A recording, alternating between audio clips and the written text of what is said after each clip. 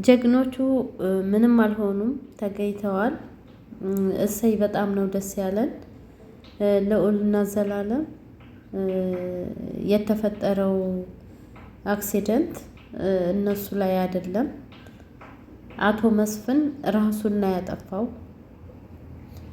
ራሱን ማጥፋት አልነበረበትም፣ መያዝ ነበረበት። ግን እኔ እንጃ ብቻ እነዚህ ልጆች እንደሞቱ ነው የምቆጥረው። ለምን ብላችሁ ብትሉ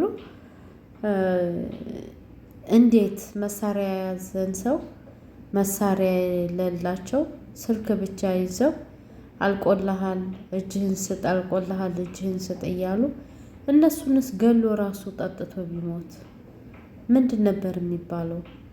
ካሜራማን ነው አለ፣ ሌሎችም እንደዛ ራሱ ላይ ሲወስን እነሱን ገድሎ ይወስናል የሚለውን ነገር ነበረ ውስጥ ያሰበው ማለት ነው። እና ብቻ አልሐምዱሊላህ በጣም ነው ደስ ያለኝ። እነዚህ ጋዜጠኞች እውነት መንግስት ከጎናቸው ሊቆምላቸው ይገባል። ከምንም በላይ ጀብዱ ስራ ነው የተሰራው። እንግዲህ ተኩሶ ራሱንም ቢገድልም ግን በቃ ብያዝም ብታሰርም ምንም መፍትሄ የለኝም ከመንገላታት ውጭ ብሎ ነው። ውርደት ከምከናነብ ብሞት ይሻለኛል ብሎ ነው ራሱን ያጠፋውና አቶ መስፍን በጣም ይገርማል። ሌሎቹም ቡችሎቹ መያዝ አለባቸው እና ማን ነው የሚባለው? ያ አሸናፊ ነው ማን የሚባለው? እሱ ሰውዬ ራሱ መገኘት አለበት። ለምን ለእናንተም አደጋ ነው፣ ያጠራጥራል። እና እውነት እኔ ደስ ብሎኛል።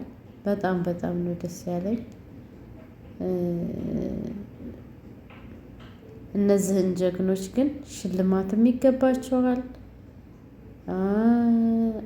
መንግስትም የህግ አካላትን ከጎናቸው ሊያደርግላቸው ይገባል። በጣም የሚወደዱና የሚከበሩ ናቸው። ከመከላከያ ቀጥለው እነዚህ ናቸው። እውነት ነው የምላቸው። በጣም ምርጥ ኢትዮጵያዊ ማለት ይሄ ነው። ራሳቸውን አሳልፈው የተጎዳን ሰው መፈለግ እና እውነት በጣም ነው ደስ ያለኝ መገኘቱ። በጣም ደስ ብሎኛል። አሁንም ግን ጥንቃቄ ያስፈልጋል። ለምን የነዛ ስንት ውስጣቸው እየተቃጠለ ግን መበቀል የሚፈልጉም ሊኖሩ ይችላሉ።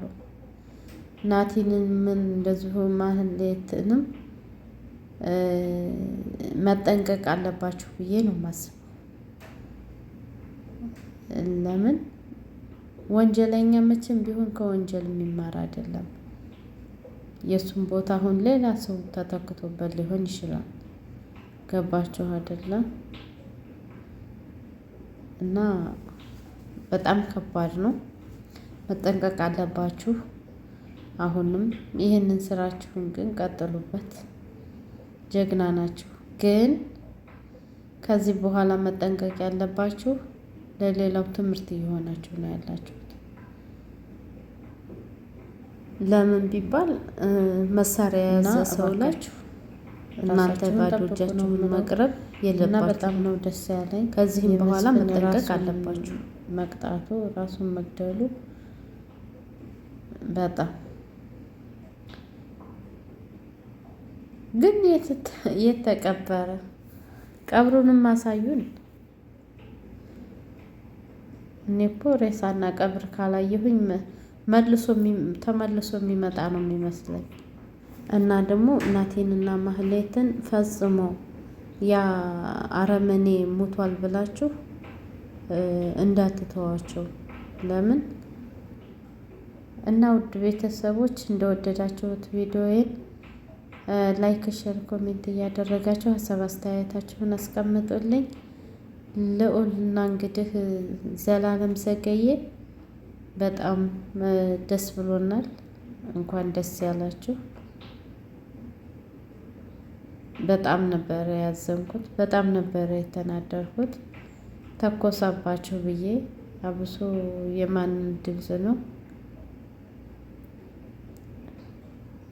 የልዑልን ድምፅ ስሰማ ተመቷል ብዬ ነበር።